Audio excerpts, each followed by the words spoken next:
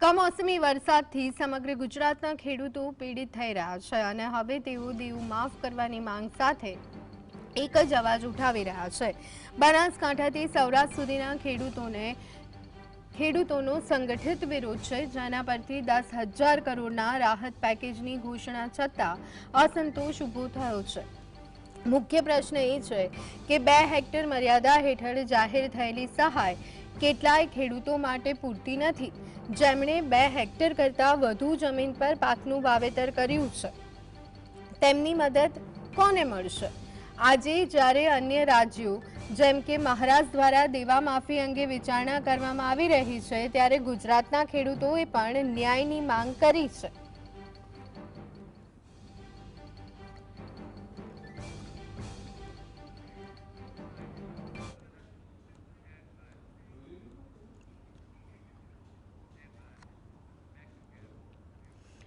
તો આ અંગે વધુ વિગત મેળવી લઈએ। સંવાદદાતા ધ્રુવ અમારી સાથે જોડાઈ ગયા છે।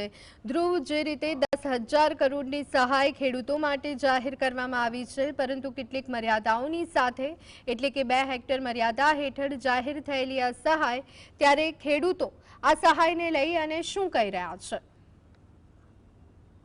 જે ચોક્કસથી ધ્વનિ જે રીતે રાજ્ય સરકાર દ્વારા જે સાંજના સમયે ખેડૂત લક્ષી જે કહી શકાય કે સહાયની જાહેરાત કરવામાં આવી હતી, જેના અંદર 10,000 જે કરોડ છે તેની જાહેરાત છે તે કરવામાં આવી છે, જેના અંદર જે ખેડૂત પ્રતિ ખેડૂત છે તેઓના ખેતરોના અંદર 2 હેક્ટર જે વિસ્તાર છે, 2 હેક્ટરની જે જમીન છે તેના અંદર પાકનું જો વાવેતર કર્યું હતું તેઓના અંદર નુકસાનના લોકોને વળતર ચૂકવવાની વાત છે તે રાજ્ય સરકાર દ્વારા કરવામાં આવી છે।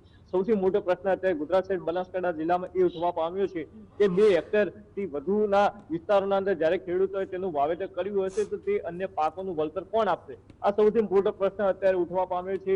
ખેડૂતો મહારાષ્ટ્ર સરકારના તેઓના જે કહી શકાય કે વિચારણાની પણ અત્યારે તેઓ ચર્ચા કરી રહ્યા છે, કારણ કે મહારાષ્ટ્ર સરકાર ખેડૂતોના દેવા માફ કરવાની વાત કરી રહી છે, તેની વિચારણા કરી રહી છે, તો ગુજરાત સરકાર શા માટે નહીં? આ સૌથી મોટો પ્રશ્ન અત્યારે ગુજરાત સાઈડ બનાસકાંઠા જિલ્લામાં ઉઠવા પામ્યો છે। ખેડૂતો કહી રહ્યા છે કે અમારા ચોમાસા પાકના અંદર નુકસાન આવ્યું છે તેનું સરકાર વળતર આપી રહી છે, જોકે શિયાળો સિઝન જે શરૂ થતી હોય છે તેના પહેલા જ ખેડૂતો છે તેનું વાવેતર શિયાળા સિઝનનું કરી દેતા હોય છે, તો તેમાં પણ ખેડૂતોને 20 થી 30% જેટલું નુકસાન આવ્યું છે, તો તેનું વળતર ક્યારે મળશે? આ પણ એક મોટો પ્રશ્ન છે।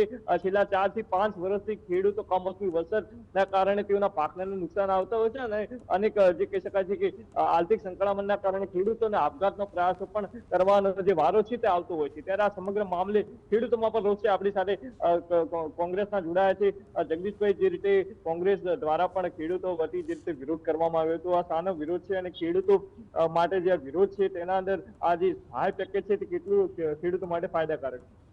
ખાસ તો એ કહેવાનું કે કોંગ્રેસ દ્વારા જે આ કાર્યક્રમો આપવામાં આવ્યા હતા એ આ ખેડૂતોની જે સરકાર મજાક કરી રહી છે એ મજાક જ છે।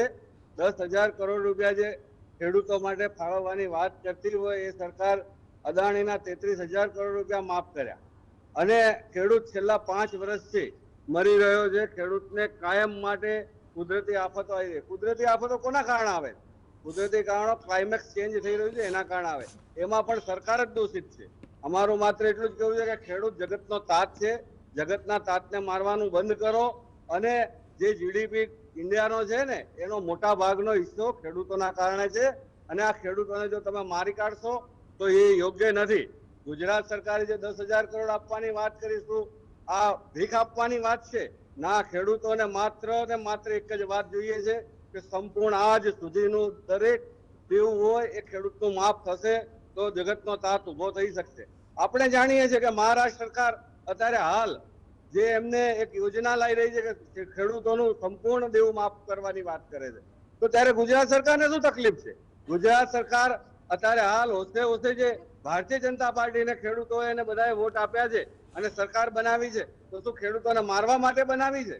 આ માટે અમારું માત્ર એટલું જ કહેવું છે કે આજ સુધીનું ખેડૂતોનું જે પણ દેવું હોય એ બધું જ માફ થવું જોઈએ અને જે પ્રધાનમંત્રીએ જે વાત કરી હતી કે ખેડૂતોનું જે વીમો યોજના હતી એ વીમા યોજનામાં કે એમના ખ્યાલ ખંજારમાં બી જ્યાં એમનો માલ પડ્યો હોય ને પલળી જાય, બગડી જાય, સડી જાય, તો એનું પણ વીમો આલવાની વાત કરતા હતા। આજે કેમ આ બધી વાતો ભૂલી ગયા છો? તો તમને સરકારે જે સરકાર બનાવવા માટે ખેડૂતોએ તમને બહુ સમર્થન આપ્યું, એ સમર્થનનો તમે આ દુરુપયોગ કરી રહ્યા છો। ખેડૂતોને જીવતો રાખવો હશે તો આજ સુધીનું સંપૂર્ણ દેવું માફ તો થવું જ જોઈએ. જો નહીં થાય તો કોંગ્રેસ આવનાર સમયમાં આંદોલનો કરશે અને ખેડૂતોના પડખે કાયમ માટે કોંગ્રેસ ઊભી છે ને ઊભી રહેશે.